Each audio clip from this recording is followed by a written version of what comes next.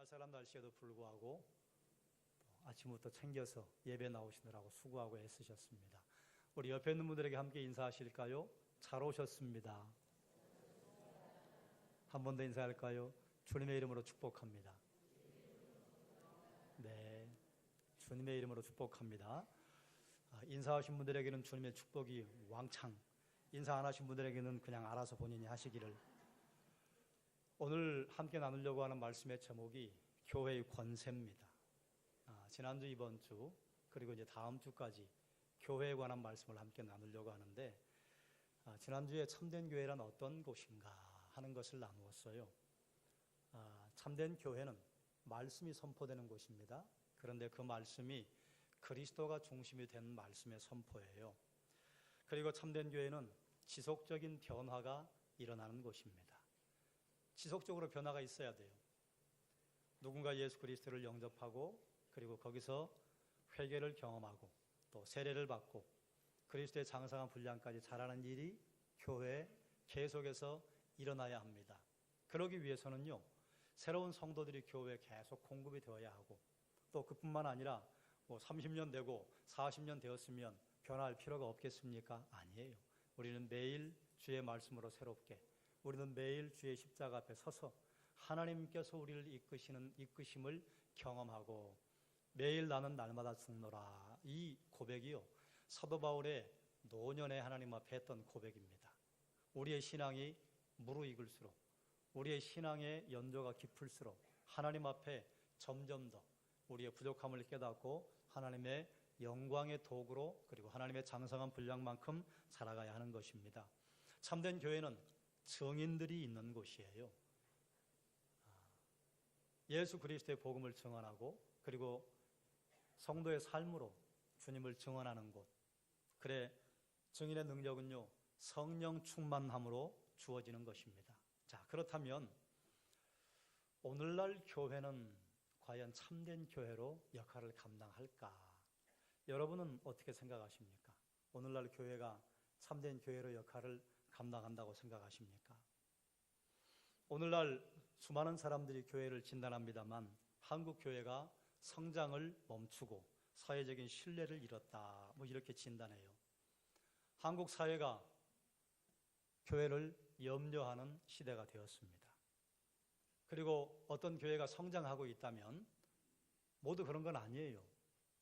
그러나 일반적으로 아파트가 새로 들어섰다거나 주거 환경이 바뀌어서 교인들의 수평 이동 때문에 성도가 느는 경우들이 일반적으로 많고, 불신자가 개종을 했다거나 아니면 다른 종교에 다니던 분이 예수 그리스도를 구주로 영접한 일이 드문 시대가 되었습니다. 없는 건 아니에요.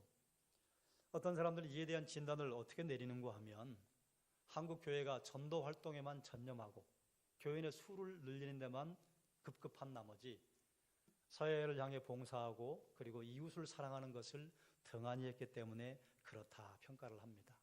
또 물량주의가 교회에 들어와서, 자본주의의 가치가 교회에 들어와서 교회조차도 사랑의 가치로 무엇을 결정하고 평가하는 것이 아니라 자본의 가치로 결정하고 평가하는 그런 교회들이 많아져 버렸어요. 그리고 또 한 가지 특징 가운데, 교회는 너무 시끄럽고 요란스럽다. 그래서 교회에 오면 종교적인 분위기, 그리고 앞에서 기도하고 또 하나님 앞에 조용히 있을 만한 분위기가 만들어지지 않는다, 이런 진단을 내렸습니다. 이런 것들을 우리가 부인할 수 없음에도 불구하고 우리가 알아야 하는 것은요, 안티 기독교 세력들이 교회에 대한 부정적인 이미지를 확대 재생산해내고 있습니다. 이 두 가지를 다 봐야 해요. 안티 기독교인들의 활동과, 그럼에도 불구하고 교회가 지금은 성장을 멈추고 그리고 사회적인 신뢰를 잃어버렸다고 하는 것. 자, 그러면 조금 전에 제가 여러분에게 드렸던 질문을 조금 바꾸어서 질문을 던지겠습니다. 여러분이 섬기는 성도 교회, 또 여러분이 모이는, 여러분이 섬기는 교회, 오늘 다른 교회를 다니시면서 예배를 우리 교회로 오신 분들이 있으시죠? 여러분이 섬기는 교회가 영향력이 있다고 생각하십니까?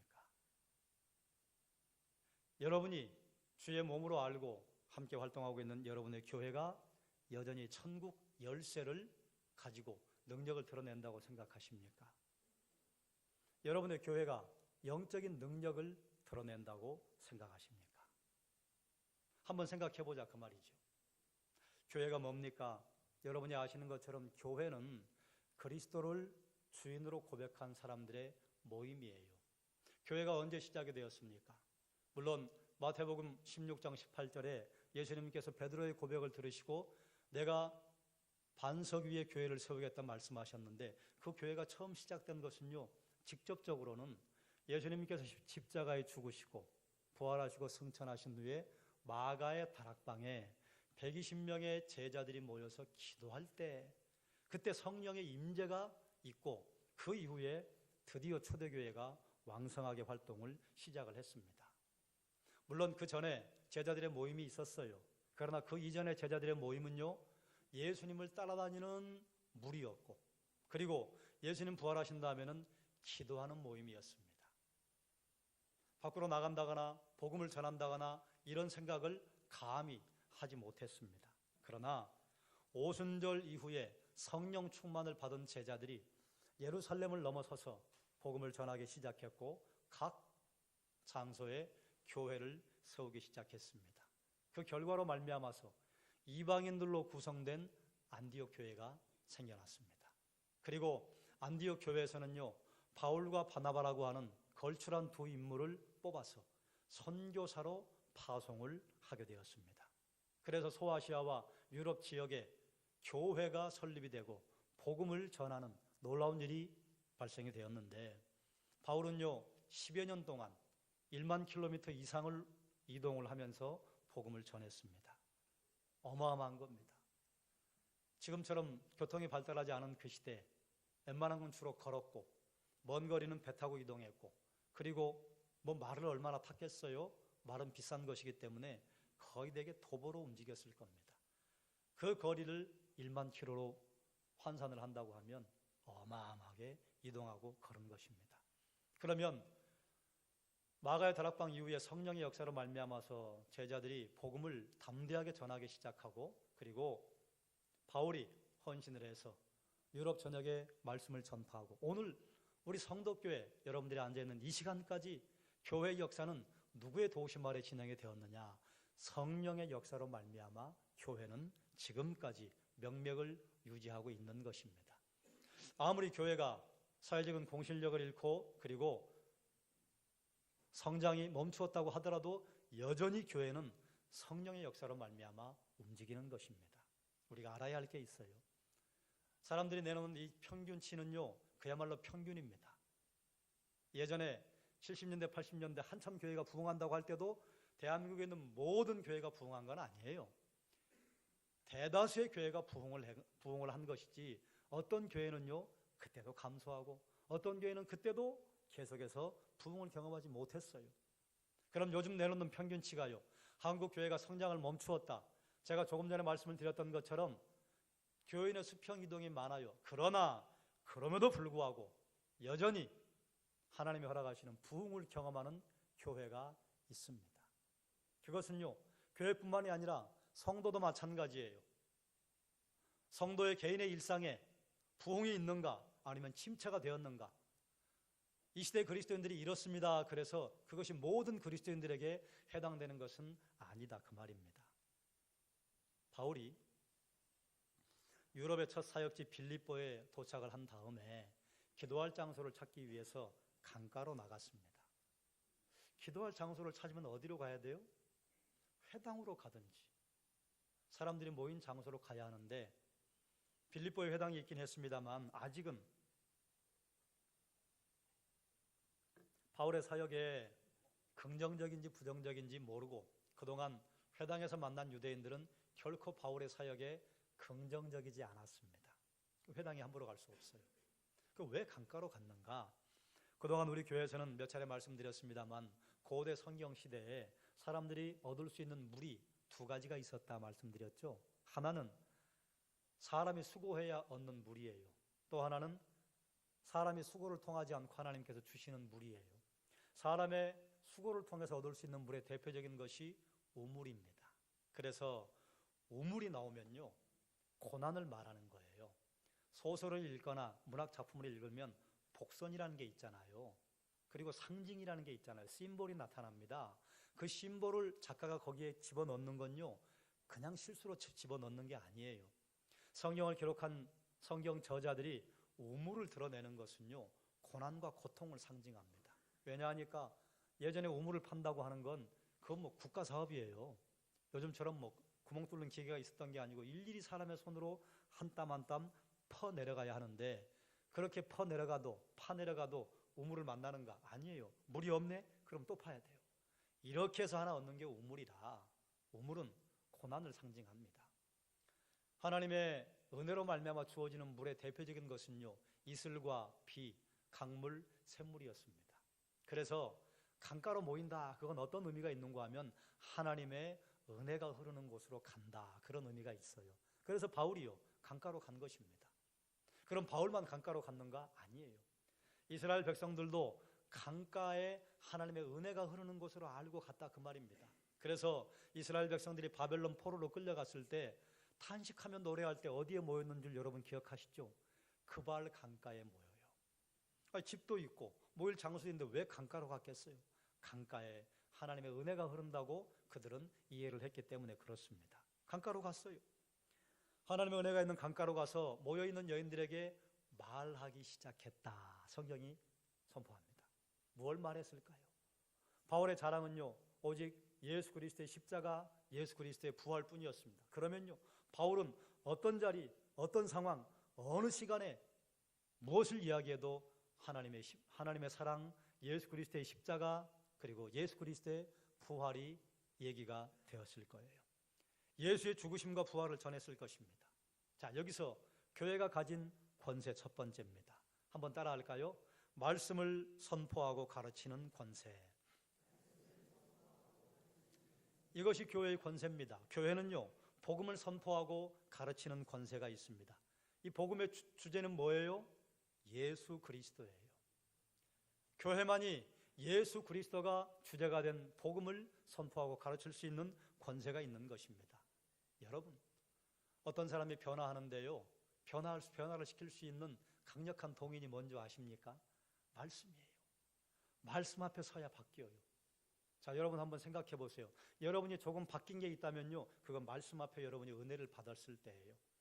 여러분이 만약에 감동을 받고 예전의 나와 지금의 나가 다르다면요, 그건 말씀 앞에서 하나님을 직면하고 예수 그리스도를 직면했기 때문에 그런 것입니다. 오직 말씀만이 사람을 변화시킬 수 있는 능력이 있습니다. 그러므로 사람을 바꾸고 사람을 변화시킬 수 있는 능력을 가진 것이 교회의 권세라. 복음을 전파하는 것을 통해서 불신자들을 그리스도에게로 인도하고 말씀을 가르쳐서 성도들이 그리스도의 장성한 분량까지 자라도록 가르칠 수 있는 권세가 교회에 있는 것입니다. 바울의 말을 듣고 루디아가 주님을 영접했습니다. 그런데 루디아에 대한 서술어가 있어요. 뭐라고 하는가 하면 하나님을 경외하는 루디아라고 하는 여자가 있었는데, 그 여자가 바울의 말을 듣고 주님을 영접했습니다. 그런데 루디아가 그 스스로 알아서 깨달아서, 아니면 바울의 말이 너무 논리적이어서 대단히 은혜가 충만해서 그가 주님을 영접했는가? 물론 그랬을 거예요. 그러나 그것이 1차적인 강력한 이유가 아닙니다. 바울의 선포를 들은 루디아가 변화된 것은요, 성경이 이렇게 말해요. 주께서 그 마음을 여사. 여러분, 말씀의 능력이 있는 것은요, 말씀이 선포가 될 때 주님께서 말씀을 듣는 그 사람의 마음을 열어주십니다. 그러므로 교회가 가지고 있는 능력 두 번째요, 또 따라 하실까요? 주님께서 일하십니다. 주님께서 일하시는 자리가 어디 교회뿐이겠습니까? 천지 만물을 하나님께서 붙잡고 운행하고 계시지요. 그런데 하나님께서 강력하게 역사하시고 사람을 변화시키는 능력이 드러나도록 교회에서 역사하신다, 그 말입니다. 주님께서 교회에서 주도적으로 일하신다고 하는 것은요, 우리가 뭐 주님께서 일하시도록 우리가 자리를 만들어 드리고 뭐 이랬다는 것이 아니라, 우리가 교회에서 주님의 주되심을 인정하고 하나님의 하나님 되심을 인정할 때에 하나님께서 그 자리에서 역사하신다, 그 말이에요. 그러므로 교회는 여러분, 남녀 전도회는 매년 계획을 세울 때 주님의 일하심을 경험할 수 있는 자리를 만들어 놔야 합니다. 우리가 계획해서 이만큼이면 될 거야, 이만큼이면 내년에 우리가 이룰 수 있어, 이 정도 사역이면 우리가 할 수 있어, 다 짜놓고, 그리고 하나님 이대로 이루어주세요. 주님께서 어디서 역사하셔요? 물론 그런 일 가운데도 주님께서 역사하실 것입니다. 그러나 일을 끝낸 다음에 사람들의 평가는 이런 거예요. 우리가 잘했습니다. 누구의 기념비요? 내 기념비를 세우는 거예요. 어떤 기념비요? 우리가 예산을 잘 짰어요. 우리가 사역 계획을 잘했어요. 우리가 1년 계획을 잘했어요. 주님께서 일하시기 위해서는요, 하나님께서만 하실 수 있다고 하는 고백을 할 수밖에 없는 여지를 남겨놔야 합니다. 계획을 세울 때 조금 부담되게 세우는 거예요. 계획을 세울 때 우리의 힘으로는 부족한 부분을 남겨놔야 되는 거예요. 그래야 기도가 나옵니다. 그래야 일을 이루셨을 때, 그래야 사역의 결과를 봤을 때 하나님이 하셨습니다, 그러는 거예요. 그렇다고 그래서 이렇게 하자는 건 아니에요.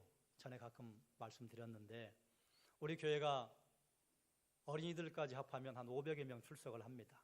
그래, 우리가 주님께 기도하고 하나님께서 역사하시면 초대교회 베드로 사도가 선포할 때 3,000명, 5,000명이 하나님 앞에 나왔던 그런 역사가 있을 줄로 믿습니다. 그래서 우리 내년 계획을 2만 명으로 잡읍시다. 이걸 믿음이라고 할까요? 미신이라고 할까요? 그건 믿음 아니에요. 그건 미신이에요. 그런 계획을 세우자는 게 아니에요. 우리 교회가 지금 500명이면 내년에 우리가 하나님 앞에 애쓰고 수고하고 하나님 허락하시면 몇 명까지 가능할까요? 그리고 하나님께서 역사하실 만한 플러스 알파를 남겨두는 것, 이게 주님께서 주도적으로 일하시도록 만드는 것입니다. 주님께서는 주님의 도우심을 기대하고 주님의 도우심을 희망하고 주님께서 우리를 이끄실 것을 소망하고 하나님의 뒤를 따라가는 사람들 속에서 주도적으로 일하신다, 그 말이에요. 바울의 선포를 통해서 루디아의 마음을 여셨어요. 그러나 루디아의 마음을 여신 것은요, 그 누구의 능력도 아니라 주께서 마음을 열어주신 것이다, 그 말이에요. 복음을 들은 루디아와 그 집이 모두 세례를 받았습니다. 세례는 죄사함 그리고 회개 선포하는 자리라고 제가 말씀을 드렸기 때문에 이것은 지나가겠습니다. 이처럼 성령의 이름으로 죄사함을 선포할 수 있는 것이 교회의 권세입니다. 교회의 권세, 여러분 저를 한번 보시겠어요? 우리가 잘 알아야 할 게 있습니다. 교회 자체가 죄사함의 권세가 있는 것 아니에요. 죄사함의 권세는 오직 누구만 가지세요? 하나님만 갖고 있습니다. 그러므로 로만 가톨릭처럼 사제가 죄사함을 선포하는 것은요, 그건 잘못된 것입니다. 사람이 누구의 죄를 용서한다? 그건 사람 사이에도 사실은 불가능한 거예요. 그러므로 교회가 죄사함의 능력을 갖는다고 하는 것은요, 이런 것입니다. 어떤 사람이 주의 말씀을 듣고 회개했어요. 그럼 죄사함 받은 걸 우리가 알 수 있습니까, 없습니까? 알 수 있어요. 그래서 베드로가 수많은 사람들이 베드로의 설교를 듣고 우리가 어찌할꼬 가슴을 치며 말을 할 때 너희가 회개하고 예수 그리스도의 이름으로 세례를 받고 그리고 하나님 앞에 성령을 받을지라 말씀했습니다. 이것은요, 베드로가 죄사함의 권세가 있다고 하는 게 아니에요. 베드로가 죄사함을 받았다고 하는 것을 선포할 수 있는 권세가 있다고 하는 것입니다. 우리가 볼 수 있지 않습니까? 어떤 사람이 하나님 앞에 회개했는지 회개하지 않았는지를 보면 죄사함 받았는지 안 받았는지 알 수 있어요. 그걸 선포할 수 있는 권세가 교회에 있다, 그 말이에요. 그래서 교회는 그것을 선포하면서 세례를 베푸는 것입니다. 교회의 권세 세 번째, 따라 하실까요? 성례를 집행할 수 있는 권세. 이 성례도 누구의 이름으로? 예수 그리스도의 이름으로, 아버지와 아들과 성령의 이름으로 세례를 주고 내가 너희에게 분부한 모든 것을 가르쳐 지키게 하라 그러셨단 말이에요. 그러므로 오직 성부와 성자와 성령의 이름으로 세례가 베풀어질 때에 그 세례가 참된 세례라, 지난주에 말씀을 드렸습니다. 교회는 성례를 선포할 수 있는 권세가 있어요. 성례가 뭡니까? 성만찬과 세례입니다. 세례는요,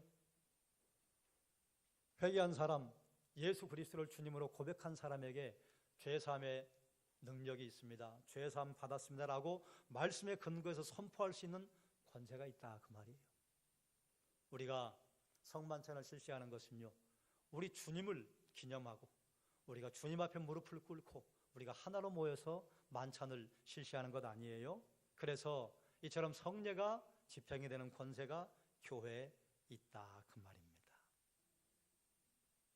복음을 받아들인 루디아가 바울 일행에게 그의 집을 숙소로 제공했습니다. 이것은 유럽의 복음화를 시작할 빌립보, 유럽의 관문입니다. 빌립보 지역에서 복음을 전할 수 있는 복음 전도자의 베이스 캠프가 만들어진 거예요. 하나님께서 바울이 걱정 없이 기거하면서 복음을 전할 수 있는 장소를 주신 것입니다. 교회 일을 하고 또 교회 헌신하고 봉사하다 보면요, 이처럼 순조롭게 일이 풀릴 때가 있습니다. 그건 하나님의 인도하심이죠. 자, 그러면 이제 우리는 이렇게 생각해요. 하나님께서 루디아의 마음을 열어서 그와 그 온 집이 세례받게 하시고 그리고 그 집을 숙소로 제공했으니 이제 이후로 일은 일사천리로 진행될 것이다 라고 생각을 합니다. 우리 개인의 일에도 성령의 역사가 생긴 다음에요, 그렇게 생각해요. 그런데 문제가 바로 생겼습니다. 귀신 들린 여인 하나가 엑스트라로 나와요. 바울 일행이 기도하러 가다가 점치는 귀신 들린 여종 하나를 만났습니다. 성경에 보면요, 우연히 만났다는 표현이에요. 그런데 여러분, 이렇게 우연히 만난 것이 바울에게는 우연이었지만 성령 하나님께서는요, 준비하신 만남입니다. 왜 그런 줄 아시죠? 우리는 그 다음 구절을 아니까 하나님의 능력, 하나님의 역사를 드러내기 위해서 그 여인을 거기 만나게 하신 거예요. 여러분이 지금까지 살아오시면서 하나님이 여러분의 인생에 도움을 주시고 그야말로 정말 기적적으로 우연히 돕는 사람을 만나고 우연히 누군가 와서 도와주고 우연히 하나님께서 역사를 드러내신 걸 경험할 때가 있지 않으셨습니까? 그게 우리에게는 우연이에요. 그런데 하나님에게는요, 하나님은 과거도 하시고 현재도 하시고 미래도 하시는 그분에게는 준비된 시간입니다. 우리가 우연이라고 생각했던 그 모든 일들이요, 우리가 하나님 나라 가면요, 정신 차리고 깜짝 놀라고 감사 찬양밖에는 나올 수 없는 게 있을 거예요. 우리가 모르고 지나갔던 그 수많은 사건과 수많은 시간들에요, 하나님의 준비하심, 하나님의 인도, 하나님의 역사가 있었던 것을 우리가 주님 나라 가면 알게 될 거예요. 우연히 만난 것 같아요. 그런데 하나님이 이 여인을 거기 만나게 하셨어요. 이 여인이 뭔 일을 했는고 바울 일행을 따라가면서 소리를 질렀습니다. 어떤 내용을 소리 질렀어요? 이 사람들은 지극히 높은 하나님의 종으로서 구원의 길을 전하는 자들이라 막 이러면서 막 뒤에서 쫓아오면서 소리를 쳤다, 그 말이에요. 이 여인이 말한 게 사실입니까? 사실 아닙니까? 사실입니다. 사실이. 그런데 바울이 괴로워했대요. 왜 괴로워했을까요? 생각해 보세요. 우리가 여기서 예배를 드리는데 어떤 분이 술 냄새를 팍 풍기면서 저 뒤에 들어와가지고 저 앞에서 말씀을 선포하는 박상규 목사는 하나님의 종으로서 구원의 길을 전하는 자입니다. 이걸 40분 내내 하고 뒤에 서 있다고 해보세요. 괴로워요, 안 괴로워요? 그건 괴로운 거예요. 바울이 왜 괴로웠는가? 그 여인이 여러 날 그렇게 쫓아다니며 소리를 지르는 것이 결코 하나님께 영광이 되지 못했습니다. 그 여인이 소리 지를 때 우리 하나님은요, 그저 귀신 들린 여인이 소리 지르는 일반 다른 신들의 하나로 사람들에게 들려졌을 뿐이에요. 결코 그가 사실을 말했다고 해서 그 여인이 한 소리가 사람들에게 그 여인의 내용만 그대로 전달되지 않았을 것이다, 그 말입니다. 그 여인이 말을 하면 할수록 하나님의 영광은 땅에 떨어져요. 그 여인이 말을 하면 할수록 바울의 사역의 길은 막힙니다. 여러분, 남녀 전도에서 헌신하고 수고하고 또 각 교육부서에서 수고할 때 이렇게 막힐 때가 있어요. 막힐 때 여러분 어떻게 하십니까? 하나님의 뜻이 정확하고 하나님이 원하시는 바가 정확하다면 그 일이 막혔을 때 어떻게 해야 할까요? 포기해야 할까요? 계속 밀어붙여야 할까요? 둘 다입니다. 포기하면 안 됩니다. 그러나 포기해야 합니다. 밀어붙여야 합니다. 그러나 또 밀어붙여서는 또 안 되는 거예요. 그것이 하나님의 뜻이 분명하고 하나님의 능력이 분명함에도 불구하고 포기해야 할 때가 하나 있습니다. 그 일을 할 때 남녀 전도의 식구들이나 우리 교회 식구들이 상처를 받겠다. 그럼 포기하는 거예요. 그럼 영원히 포기해요? 아니요. 그 다음에 다시 꺼내는 거예요. 그게 하나님의 뜻이 분명하고 하나님의 인도하심이 확실하다면 포기하면 안 되는 것입니다.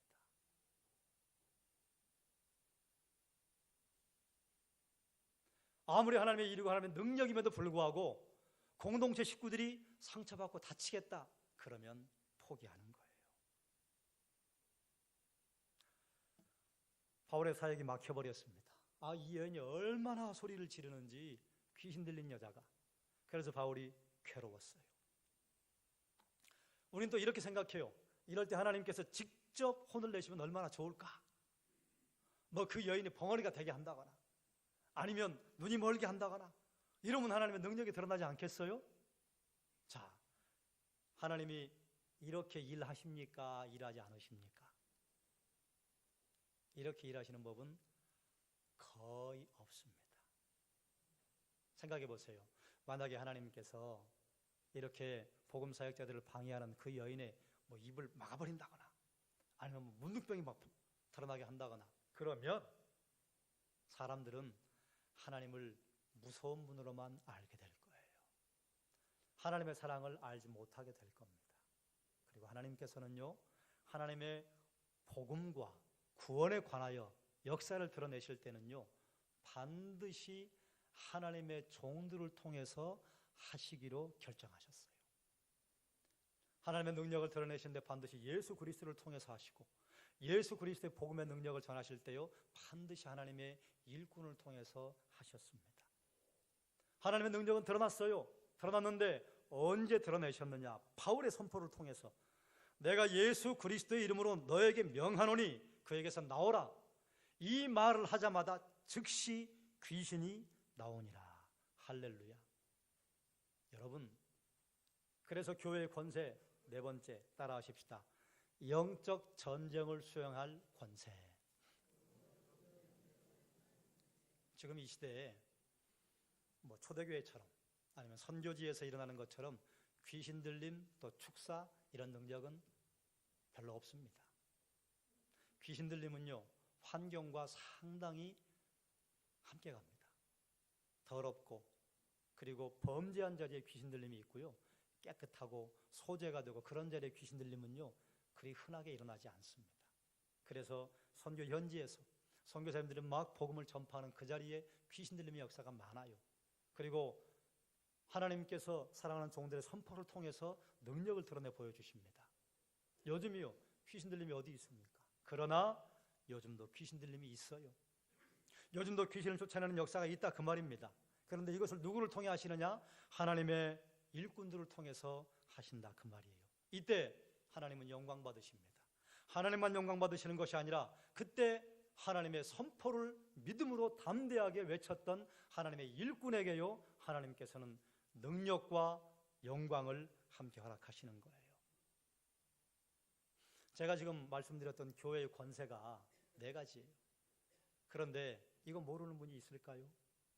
가르치는 권세, 성례를 수행할 권세, 주님께서 역사하시는 함께 하시는 권세, 영적 전쟁을 수행할 권세, 모르는 사람이 어디 있어요? 자, 그러면 왜 제가 이 말씀을 선포하느냐?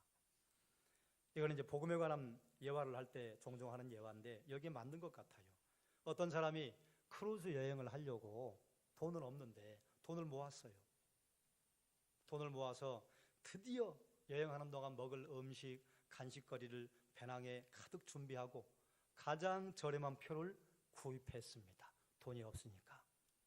그래 이제 열심히 정박하는 곳마다 구경하고 방문하면서 준비한 음식을 먹기 시작을 했는데 드디어 준비한 음식이 떨어져 버렸어요. 여행 기간은 아직 남았는데. 그래서 식당을 기웃거리기 시작하는데 너무너무 먹고 싶은데 이걸 사 먹으면 다음 여행지 돈이 부족해요. 그런데 보니까 식당에서 손님들이 먹고 남긴 음식이 너무 많은 거예요. 그래서 직원에게 가서 부탁했어요. 여보시오, 손님들이 보니까 음식을 대단히 많이 먹고 남기는데 저거 내가 조금 먹으면 안 되겠어? 그러니까 그 직원이 물어봤어요. 표를 구입하지 않으셨어요? 샀는데 제일 싼 거 샀어요. 제일 싼 표에도 식당값이 다 들어있습니다. 그냥 들어와서 드시면 돼요. 여러분 같으면 어떻게 하겠습니까? 이런 바보 같은 일이 있나? 그래요. 이런 바보 같은 일이 없겠지요. 그런데 우리는 하나님께서 주신 교회의 권세를 가지고 있음에도 불구하고 그걸 드러내지 못할 때가 있다 그 말이에요. 우리는 그리스도인에게 주신 주님의 권세가 있는데 그걸 드러내지 못할 때가 있다 그 말이에요. 그래서 영적 가난한 자들로 살아요. 영적 빈곤을 경험하고 살아요. 영적 전쟁을 수행하지 못하고 살아요. 가르쳐 보지도 못하고, 그리고 영적 전쟁에 싸우지도 못하고, 귀신 들린 사람이 앞에 나타나면 두려워 도망가고, 귀신 들림이 있다고 하면 거기에 담대하게 나가지도 못하고 두 발 뒤로 뺀다 그 말이에요.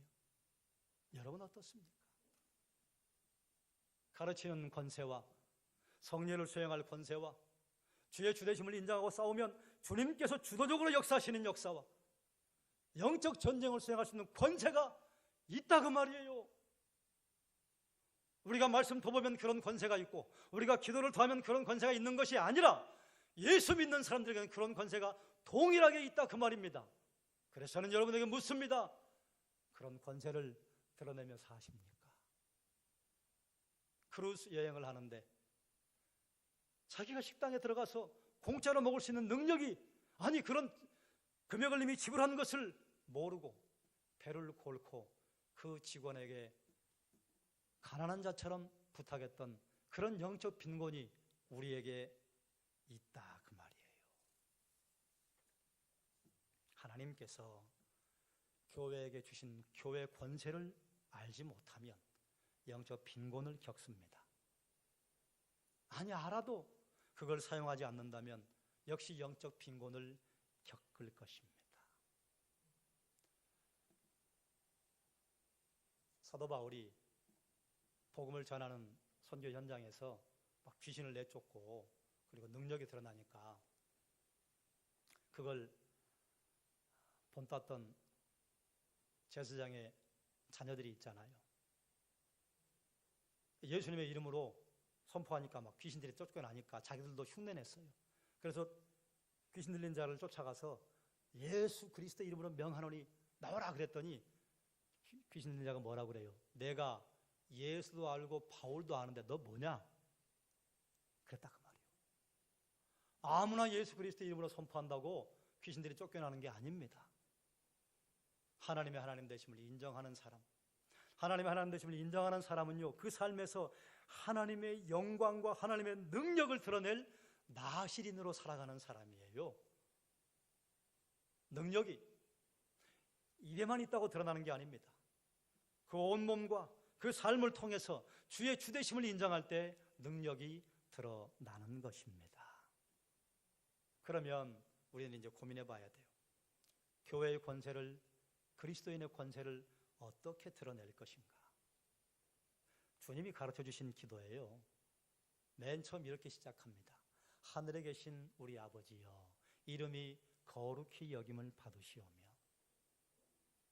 제자들에게 너희는 기도할 때 이렇게 기도하라고 그랬어요. 그래서 우리도 기도할 때에 먼저 하나님에게 영광을 올려드리고 하나님의 영광을 찬양하는 기도가 앞서야 합니다. 그리고 나서 우리의 일용할 양식을 위해서 하나님 앞에 간구해야 하는 거예요. 자, 그런데 우리가 하나님 앞에 하나님 이름이 거룩히 여겨지게 해주십시오 이렇게 기도하면 주님의 거룩이 더 늘어나고, 우리가 주님의 거룩을 간구하는 기도를 하지 않으면 주님의 거룩이 더 줄어들까요? 어떻게 생각하십니까? 우리가 하나님을 찬양하면 하나님의 영광이 더 늘어나고, 우리가 하나님을 찬양하지 않으면 하나님의 영광이 더 줄어들까요? 그런 일은 없습니다. 그런데 왜 주님은 하나님의 이름이 거룩히 받게 해달라고 기도하라고 하셨을까요? 첫 번째, 모든 인생의 목표를 하나님께 영광으로 삼으라는 것입니다. 하나님을 영화롭게 하는 것을 우선순위에 두라, 그 말이에요. 그 다음, 주의 이름이 거룩히 여김 받으시는 것, 그건 우리를 통해서 받으시겠다, 그 말이에요. 우리를 통해 받으시는데요, 이거예요.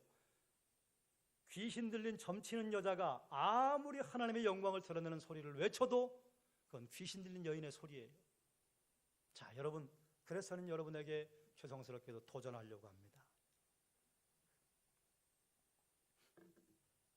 여러분이 예수 믿는다고, 여러분이 예수 그리스도의 이름을 친지들과 친구들과 주변의 사람들을 만나서 이야기할 때에 여러분 주변의 사람들이 여러분의 입으로 말하는 예수 그리스도를 무겁게 여깁니까? 웃기다고 여길까요? 여러분이 만약에 예수 그리스도의 이름을 말할 때 주변에 있는 사람들은 여러분이 선포하는 그 예수 그리스도의 이름 앞에 옷깃을 여밀까요? 아니면 비웃을까요? 그게 바로 아버지의 이름이 거룩히 여김 받으시오며 라고 하는 기도를 하라고 하시는 주님의 뜻입니다. 주님의 이름은요, 우리를 통해서 거룩히 여김 받습니다. 주님의 이름이요, 어떤 그리스도인에게는요, 사람들에게 드러낼 때마다 땅에 떨어져요. 주님의 이름이 어떤 그리스도인에게는요, 그가 주의 이름을 말할 때마다 하나님의 영광이 올라가고 하나님이 영화롭게 되는 일이 있다, 그 말이에요. 여러분은 어디에 속하십니까? 그리고 여러분은 어디에 속하시려고 매일매일 주의 뒤를 따라가십니까? 하나님의 이름은요, 우리의 기도와 상관없이 100% 완벽하게 거룩합니다. 하나님께서 바울을 통해 영광을 받으시는 것처럼 하나님은 우리의 말과 삶을 통해서 하나님의 온전하심을 드러내기를 원하십니다. 오늘날 한국교회가 성장을 멈추고 사회적인 신뢰를 잃었다고 할지라도 여전히 교회는 하나님께서 주신 권세가 있습니다. 주님께서 우리를 주님 계신 곳으로 부르실 때까지 우리에게는 주님이 주신 권세가 이 땅에서 있다, 그 말이에요. 어떤 사람은 그 권세를 사용해서 경건의 능력을 드러내고요, 어떤 사람은 그 권세를 가지고 있음에도 불구하고 그걸 쓰지 못해서 경건의 모양만 가지고 있다, 그 말이에요. 이 즈음에 제가 왜 교회의 권세를 말하느냐고요? 교회의 권세는 여전히 시퍼렇게 살아있습니다. 다만 그 권세를 드러내느냐 드러내지 못하느냐의 차이입니다. 말씀을 정리하겠습니다. 교회는 말씀을 선포하고 가르치는 권세가 있습니다. 사람을 변화시키는 권세가요, 교회에 있다, 그 말이에요. 교회는 성례를 집행할 권세가 있습니다. 성만찬과